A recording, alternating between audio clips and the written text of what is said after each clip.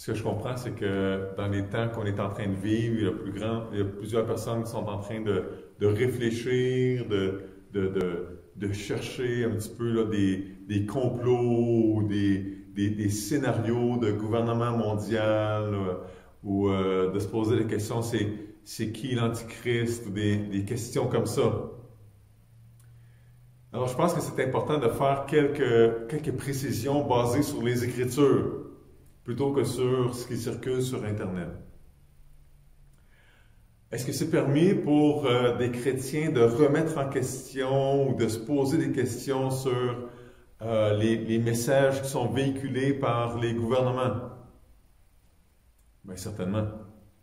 C'est certainement une bonne idée même. Mais il faut faire attention parce que si on croit n'importe quoi, si on est en train de mettre notre confiance dans un message douteux qu'on a vu sur Facebook ou qu'on a reçu par courriel, et qu'après ça, on est constamment en train de communiquer aux gens qu'on croit un peu n'importe quoi, puis qu'après on leur parle des Écritures, puis on leur dit qu'on fait confiance à la Bible aussi, ça va discréditer notre message. Alors on a besoin de réfléchir à ces choses-là.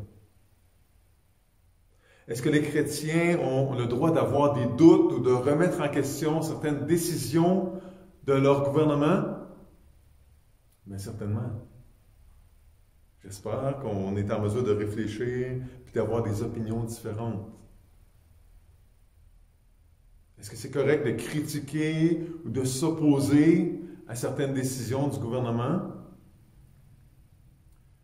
Certainement, mais de la bonne manière, à travers les bons canaux.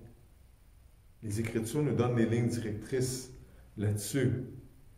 On a toujours besoin de faire attention à nos motifs. On a toujours besoin de faire attention à l'amour qu'on met dans ce qu'on exprime. Est-ce que ce soit édifiant? Est-ce que ce soit bon? Est-ce que ce soit vrai? Et il semble que les Écritures nous disent aussi que notre première réaction face au gouvernement, ça doit être une attitude de soumission, de coopération, de prière, de prier pour nos gouvernements. Et certains ont peur d'une puce qui serait peut-être, selon eux, la fameuse marque de la bête de l'Apocalypse qui permettrait d'acheter et de vendre, et sans laquelle ce serait impossible d'acheter et de vendre. Et ces gens-là certains se demandent s'il n'y a pas quelqu'un quelque part qui est en train d'essayer d'implanter cette puce-là à l'insu des gens, sans qu'on s'en rende compte. Est-ce que la marque, la bête, ça va être une puce? Un petit bidule informatique là, électronique qu'on va mettre sous la peau des gens? J'en ai aucune idée. La Bible ne dit rien là-dessus. Mais la Bible dit une chose, c'est que la marque de la bête, on ne l'aura pas par accident. Personne ne va l'avoir par accident.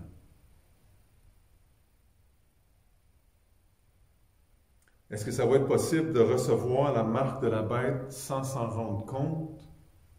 C'est sûr que non. Sûr que non. Parce que la marque de la bête va être réservée à ceux qui vont choisir d'adorer la bête. Donc, ça n'arrivera pas par accident. Donc, pour ça, il faut que la bête soit présente, il faut que la bête soit identifiée, il faut que la bête soit adorée.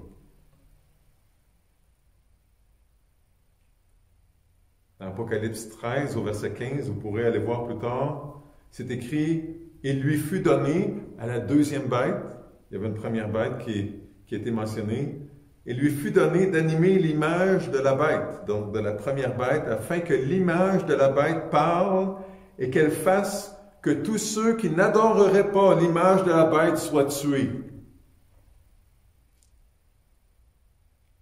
Alors, il semble que, au verset 15 d'Apocalypse 13, il y a un ménage. Il y a ceux qui refusent d'adorer la bête. et qui sont tués, l'image de la bête et qui sont tués. Et il y a ceux qui acceptent de l'adorer, qui restent. Et c'est d'eux autres dont il est question au verset 16.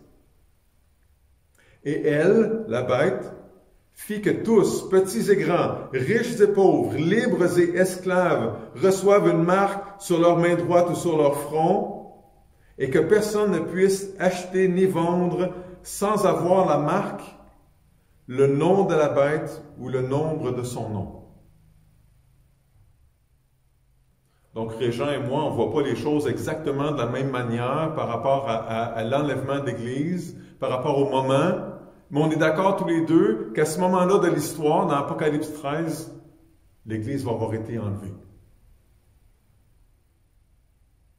Alors, si vous êtes troublé par rapport à la fameuse marque de la bête,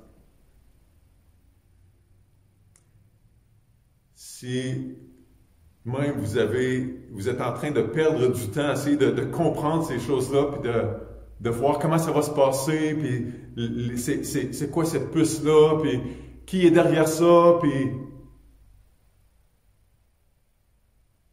Je veux juste nous rappeler ce matin que si jamais c'est la puce qui devient la marque de la bête, parce qu'il n'y a rien dans les Écritures qui nous dit ça, mais si c'est la puce qui devient la marque de la bête, ça va être impossible de la recevoir par accident. Et puis si on comprend bien le texte biblique, tous ceux d'entre nous qui avons placé notre foi dans le Seigneur Jésus, on ne sera plus là. On ne sera plus là. Donc la question qu'on devrait se poser à ce moment-ci de l'histoire, je pense, c'est à quoi est-ce que nous autres, les chrétiens, on devrait être en train de penser en attendant Jésus? À quoi on devrait occuper nos pensées? À quoi on devrait réfléchir plutôt que de se perdre dans toutes sortes de pertes de temps par rapport à des choses qui sont secondaires, qui nous arriveront pas? Il y a environ 21 textes bibliques qui parlent du retour du Seigneur Jésus, de sa deuxième venue. 21 textes bibliques. Et à peu près le tiers de ces 21 textes-là parlent du timing, de la chronologie du retour du Seigneur Jésus. Quand est-ce qu'il va revenir? Mais 100% des textes, chacun des textes qui parlent du retour du Seigneur Jésus, sans exception, parle de l'attitude qu'on doit avoir en attendant Jésus ou des actions que ça devrait produire chez nous. Alors, si 100% des textes parlent de ça, du fruit que notre attente devrait porter, je pense que c'est à ça qu'on doit se consacrer. Je pense que c'est ça que Dieu veut pour nous. Alors, c'est ce qu'on va regarder ce matin. Ce fruit-là que l'attente de Jésus devrait porter dans la vie des enfants de Dieu. J'en ai choisi 6. Je vais les survoler rapidement à cause du temps. Et à la fin 2016, décembre 2016, j'ai prêché deux sermons qui sont sans doute plus intéressants que celui de ce matin, parce qu'il est plus détaillé un petit peu, mais qui s'appelle « En attendant Jésus ». Donc, c'est sur le site web de l'Église. Je vous invite à les écouter. Donc, le premier fruit de l'attente de Jésus, c'est l'espérance. Et quand on parle ensemble ces temps-ci, on se répète constamment, on se répète qu'on a hâte de se voir en personne, qu'on a hâte de pouvoir se toucher, se voir, se regarder dans les yeux.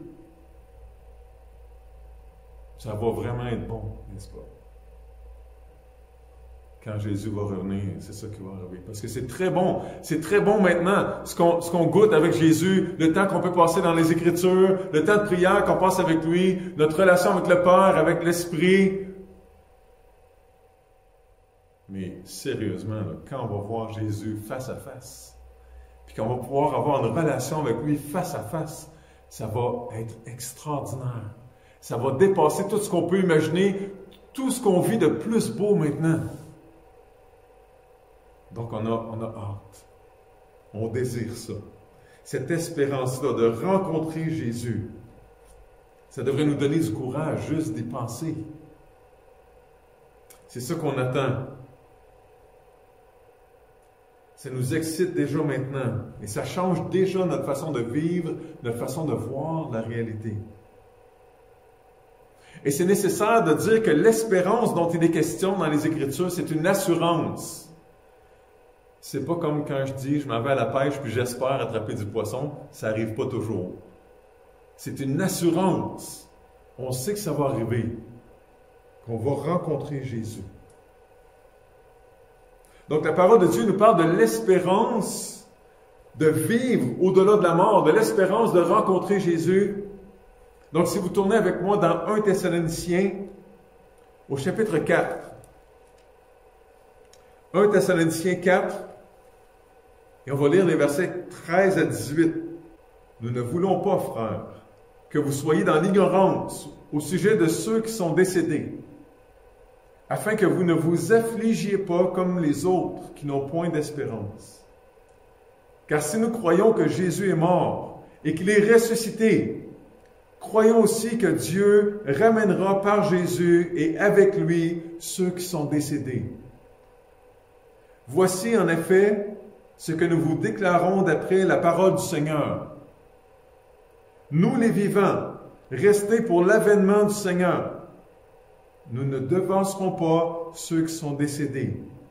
Car le Seigneur lui-même, à un signal donné, à la voix d'un archange et au son de la trompette de Dieu, descendra du ciel, et les morts en Christ ressusciteront premièrement. Ensuite, nous les vivants, qui serons restés, nous serons tous ensemble enlevés avec eux sur des nuées, à la rencontre du Seigneur dans les airs, et ainsi nous serons toujours avec le Seigneur.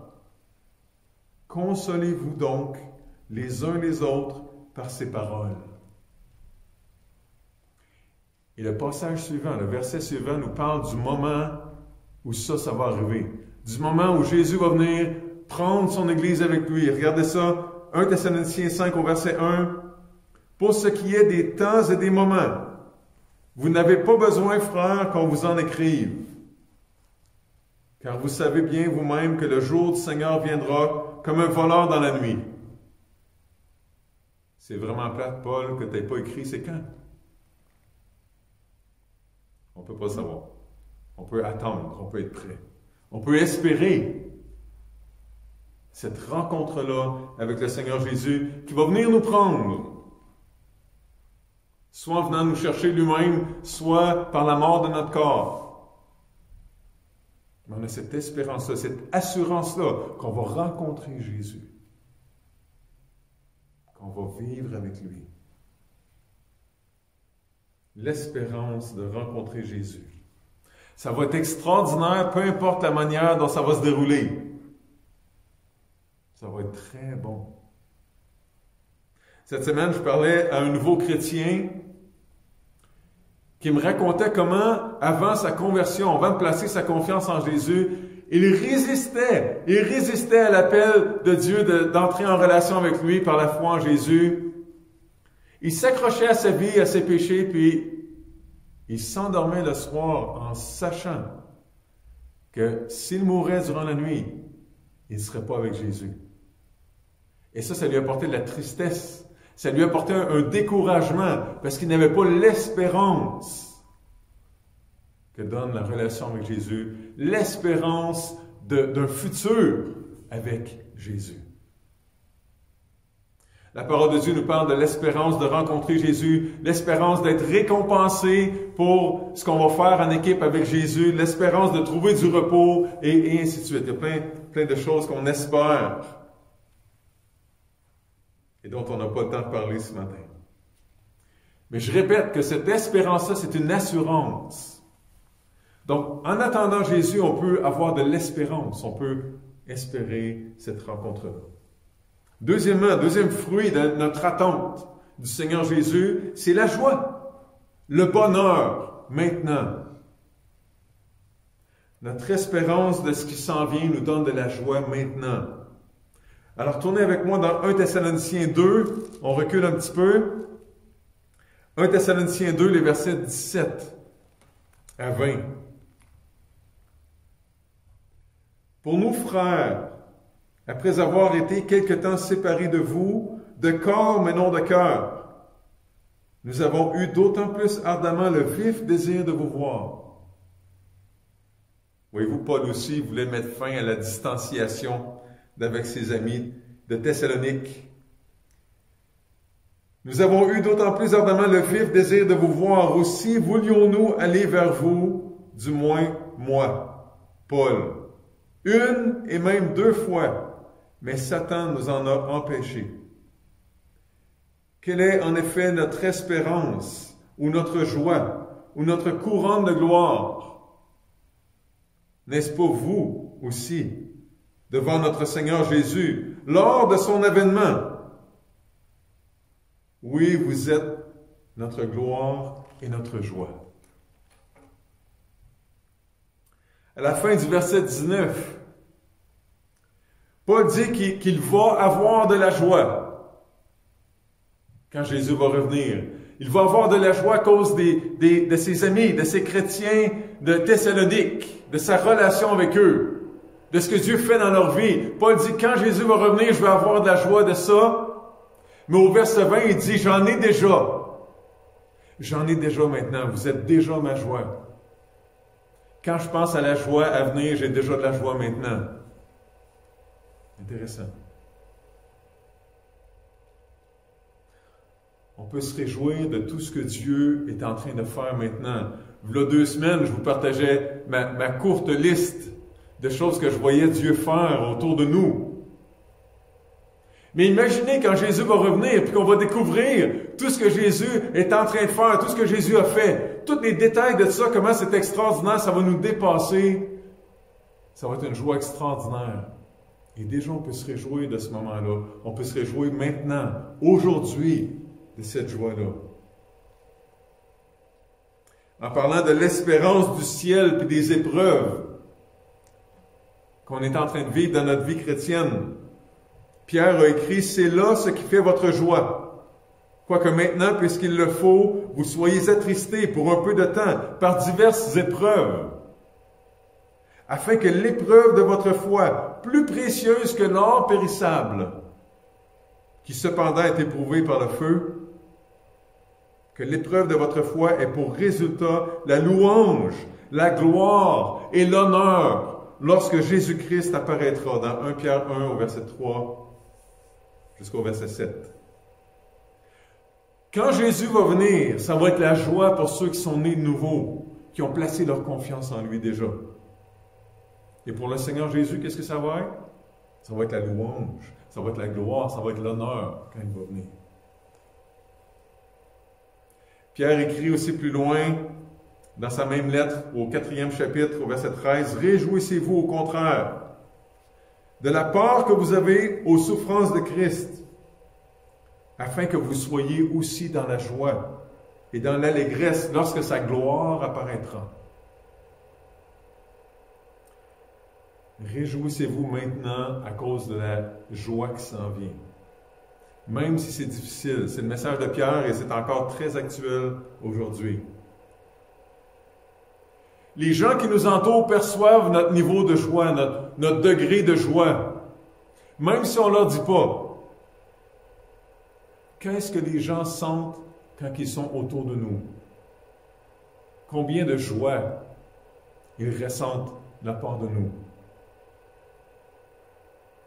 Qu'est-ce que les gens découvrent sur Jésus par notre niveau de joie? Ce n'est pas une invitation à porter un masque puis à dire que tout va toujours bien, parce que les gens, ils détectent ça quand on porte un masque. Parce que ça ne va pas toujours bien, mais on a toutes les raisons d'être joyeux, même quand c'est difficile. Et on a besoin de fixer nos yeux sur autre chose que sur des problèmes. On a besoin de fixer nos yeux sur Jésus et sur le fait que Jésus s'en vient. La délivrance s'en vient. Ça va être extraordinaire. Et on peut être joyeux pour ça. Une autre attitude que l'attente de Jésus provoque, c'est qu'elle nous donne consolation et patience. Si on revient encore dans 1 Thessaloniciens 4 au verset 18, Paul écrit « Consolez-vous donc les uns les autres par ces paroles. » La consolation nous aide à persévérer, à attendre, à être patient. Jacques, dans sa lettre, dit « Vous aussi soyez patients et affermissez vos cœurs, car l'avènement du Seigneur est proche. » Jacques 5 au verset 8. Alors ça va encore avec l'espérance, ça va encore avec la joie qu'on a d'attendre Jésus. Ça nous aide à attendre, ça nous aide à continuer, à ne pas abandonner. Ça nous aide à ne pas être centré sur nous-mêmes, à être tourné vers les autres, à être tourné vers Jésus. À quelques reprises, pendant les dernières semaines, j'ai entendu une phrase qui fait partie maintenant de notre culture d'Église. C'est juste du camping. C'est temporaire ce qu'on est en train de vivre. Ce qui est permanent, c'est ce qu'on va vivre au ciel. Quand on va rencontrer Jésus, ça va être permanent. Ça va être extraordinaire. Et en camping, des fois, il y a des désagréments. Et c'est ce qu'on vit maintenant. Quatrième fruit de la deuxième venue du Seigneur Jésus, c'est que ça produit la vigilance. On a parlé, il y a 2 semaines, de l'importance d'être réveillé, d'être trouvé fidèle, en train de faire qu'est-ce que Dieu veut qu'on fasse, de faire qu'est-ce que Dieu veut qu'on soit en train de faire, d'être ce que Dieu veut qu'on soit en train d'être. Mettons que tu comprends tout ce qu'il y a à comprendre sur le retour du Seigneur Jésus de façon bien précise, en détail, et que tu méprises tous ceux qui ne comprennent pas ce que tu comprends. Est-ce que tu es prêt? Mettons que tu as compris tout ce qui se passe, tout ce qui se manigance derrière les portes fermées dans les gouvernements du monde entier, puis que tu te bats avec tout le monde qui est autour de toi. Est-ce que tu es prêt au retour du Seigneur Jésus? Est-ce que c'est ça que Jésus s'attend à ce que tu sois en train de faire quand il va revenir?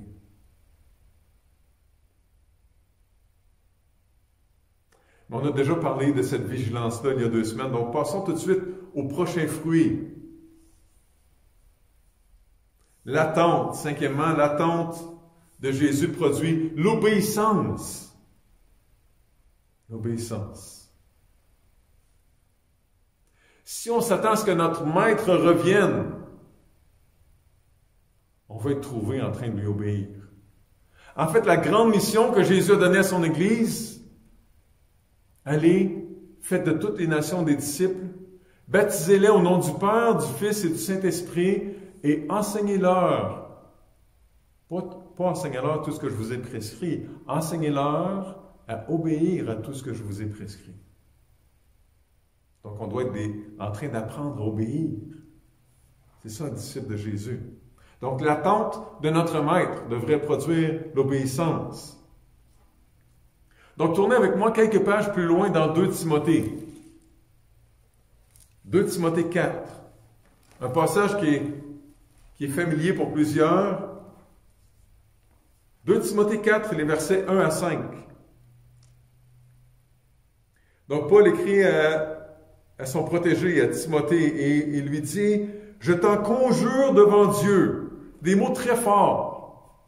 « Je t'en conjure devant Dieu et devant Jésus-Christ, qui doit juger les vivants et les morts, et au nom de son avènement et de son royaume, prêche la parole, insiste en toute occasion favorable ou non, reprend, censure, exhorte, avec toute douceur et en instruisant.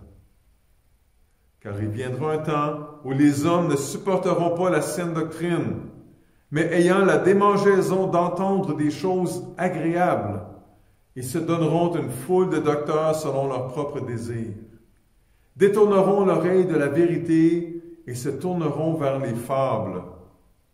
Mais toi, sois sobre en toutes choses, supporte les souffrances, fais l'œuvre d'un évangéliste, remplis bien ton ministère. À cause de ce qui s'en vient, à cause du jugement qui s'en vient, à cause de Jésus qui s'en vient, Timothée, prêche la parole, insiste, en toute occasion, favorable ou non. Favorable ou non pour toi, Timothée. Parce que des fois, il y a des occasions qui ne sont pas favorables pour les gens à qui on parle. On doit être sensible à ça. Prêche la parole, Timothée. Pourquoi? Parce que le Seigneur s'en vient. Le Seigneur s'en vient. Au verset 5, sois sobre, sois équilibré, sois toujours en pleine possession de tes moyens, Timothée. Garde un esprit clair, un esprit fonctionnel. Pourquoi? Parce que le Seigneur s'en vient. Supporte les souffrances. Endure les situations difficiles. Persévère, Timothée, parce que le Seigneur s'en vient. Fais l'œuvre d'un évangéliste. Partage la bonne nouvelle. Même si tu es gêné, Timothée. Même si tu es gêné. Même si ce n'est pas ton don principal, parce que le Seigneur s'en vient. Remplis bien ton ministère, Timothée. Reste pas dans ton coin. Sers l'Église, sers les autres. Sois en train de vivre l'Évangile. Fais-le bien, parce que le Seigneur s'en vient. L'attente du Maître devrait stimuler ses serviteurs, produire l'obéissance. Est-ce qu'on a des ajustements à faire par rapport à notre obéissance au Seigneur? Le Seigneur s'en vient, mais le Seigneur est là. Aujourd'hui, il connaît nos cœurs aussi.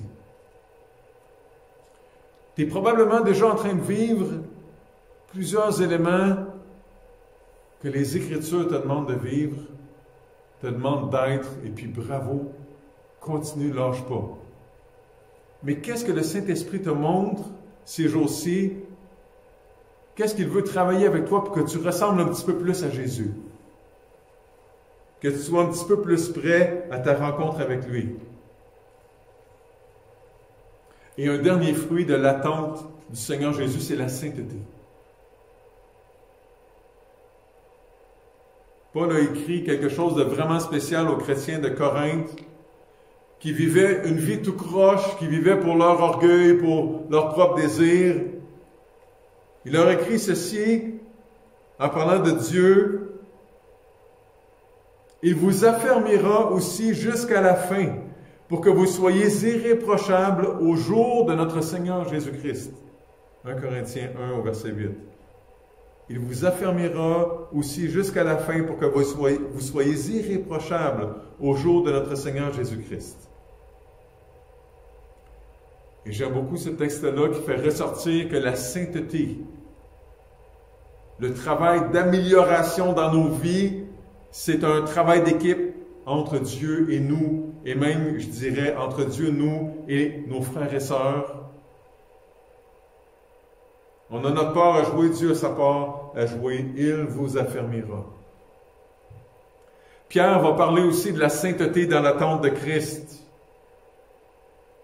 La sainteté, c'est l'obéissance, mais c'est plus. C'est la propreté, pas juste à l'extérieur, mais à l'intérieur. C'est pas juste de bien paraître, de bien se comporter. C'est quelque chose qu'on devient à l'intérieur. Dans 1 Thessaloniciens 3, donc on recule un petit peu. On revient dans 1 Thessaloniciens. 1 Thessaloniciens 3. Il y aurait plein de textes qu'on pourrait regarder par rapport à ça. Mais pour le plaisir de rester dans 1 Thessaloniciens, au chapitre 3, au verset 12. Paul écrit « Et que le Seigneur fasse croître et abonder l'amour que vous avez les uns pour les autres, et pour tous, à l'exemple de celui que nous avons pour vous. Qu'il affermisse vos cœurs pour que vous soyez irréprochables dans la sainteté devant Dieu notre Père, lors de l'avènement de notre Seigneur Jésus avec tous ses saints. Et là, Paul continue. Donc, c'est dans un contexte où est-ce qu'on attend que Jésus revienne.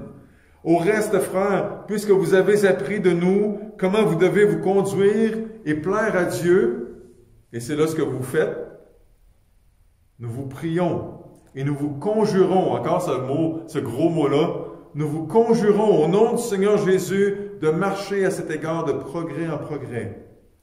Vous savez en effet quels préceptes nous vous avons donnés de la part du Seigneur Jésus. Ce que Dieu veut, c'est votre sanctification, que vous deveniez saints de plus en plus. C'est que vous vous absteniez de la débauche. C'est que chacun de vous sache posséder son corps dans la sainteté et l'honnêteté, sans vous livrer à une convoitise passionnée, comme font les païens qui ne connaissent pas Dieu.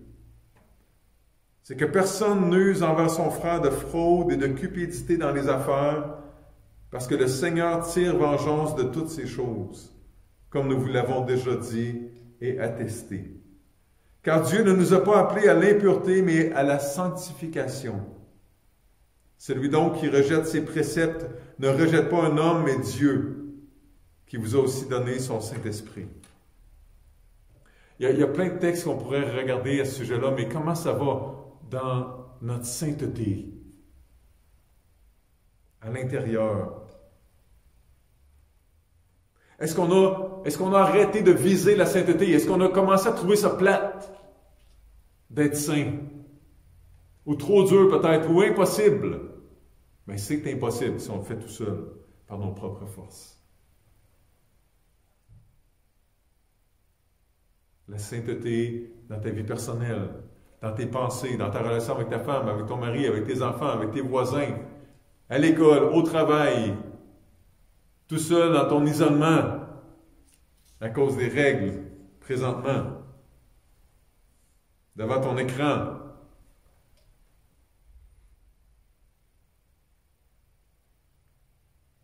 Max Lucado, un auteur, raconte l'histoire d'un homme qui vivait dans un désordre total.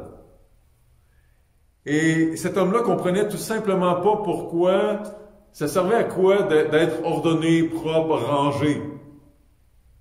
Pourquoi faire ton lit le matin si le soir tu vas te recoucher quand même dedans?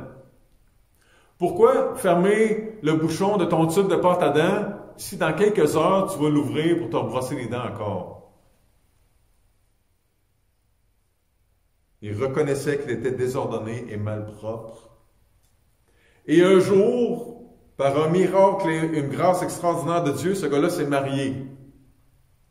Et sa femme a été très patiente envers lui, et elle lui a dit que le désordre et la malpropreté de son mari ne la dérangeaient pas si son mari, ça ne lui dérangeait pas de dormir sur le divan. C'est pas un conseil, c'est une histoire que je raconte. Donc, parce que le mari, ça le dérangeait de dormir sur le divan, donc il a commencé à changer. Il s'est joint à un genre de groupe de soutien, là, 12 étapes pour devenir plus propre et plus ordonné. Il a commencé à faire des progrès. Il a commencé à apprendre à accrocher une chemise dans le garde-robe. Il a appris comment mettre le rouleau de papier toilette sur le petit bâton là, de soutien, le petit support. Il a appris à apprécier l'odeur de Monsieur Net. Et quand ses beaux-parents sont venus les visiter pour la première fois, ils étaient agréablement surpris. C'était un homme transformé. Et un jour, sa femme est partie à l'extérieur pour une semaine, et là, il est retombé dans ses mauvais plis, puis il s'est dit, je vais vivre comme avant pendant 6 jours, puis le 7e jour, je vais faire le ménage juste avant que ma femme revienne. Et c'est là qu'il s'est passé quelque chose de vraiment bizarre, de vraiment spécial. C'est qu'il s'est rendu compte qu'il n'était plus capable de juste relaxer puis d'apprécier la vie avec une pile de vaisselle dans son évier. Il n'était plus capable de supporter les serviettes lancées n'importe où dans la salle de bain ou les couvertes qui passaient la journée dans un gros moton sur son lit. Qu'est-ce qui explique ça? C'est qu'il a été exposé à un autre standard de vie. Alors, frères et sœurs, chers amis, quand on reconnaît nos péchés, qu'on les confesse, qu'on se repent de nos péchés, ça veut dire qu'on cherche à les abandonner, il se passe quelque chose. Quand on entre dans une relation avec Christ, on est transformé par cette relation-là. Alors ma prière ce matin, c'est que notre relation avec Christ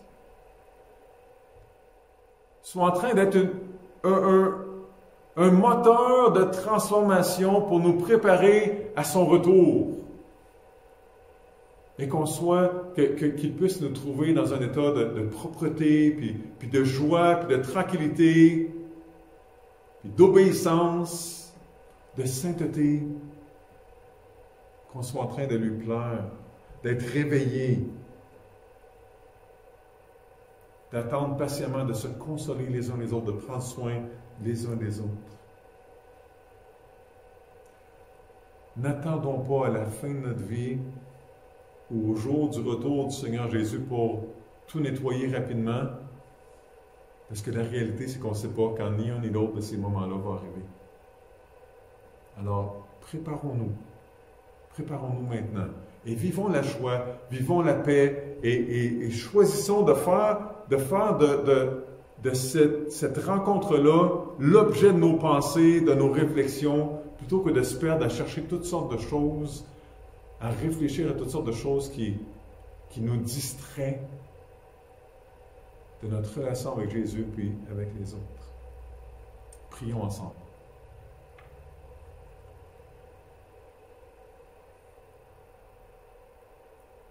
Papa du ciel, je pense souvent au fait que tu connais tout ce qui se passe dans mon cœur. Et dans un sens, c'est terrifiant,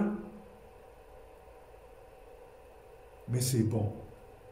Parce que tu es un bon Père, tu es un bon Dieu, et c'est bon pour moi de savoir que tu veilles sur moi, sur mes pensées, sur mon cœur, et que si quelque chose a besoin d'être redressé, tu vas le faire de la bonne manière, avec amour. Merci parce que tu es en train de faire ça dans la vie de chacun de tes enfants. Et aide-nous avec les principes, les textes bibliques qu'on a vus ce matin. Aide-nous à garder le focus à la bonne place. À vivre notre vie à la lumière du fait qu'on va rencontrer Jésus. Et en fait, chaque personne sur la terre va rencontrer Jésus, mais pour certains, ça va être une grande joie, et pour certains, ça va être un moment terrible, parce que c'est le moment où tu vas exercer ta justice envers ceux qui n'auront pas reçu la justice de Christ. Ceux qui auront choisi de payer eux-mêmes la conséquence de leur péché. Alors permets que le temps qu'on a pris ensemble, maintenant, puisse porter du fruit dans nos vies, que le rappel sur le retour du Seigneur Jésus porte du fruit dans notre vie, et que tu puisses être en train d'être glorifié, et qu'on soit en train de vivre la paix, la joie, la sainteté, qu'on soit réveillé, qu'on soit en train de prendre soin des autres, de partager l'Évangile, parce qu'on ne sait pas combien de temps il nous reste. Alors je te bénis, je te remercie pour tout, et je te prie au nom du Seigneur Jésus, ton Fils. Amen.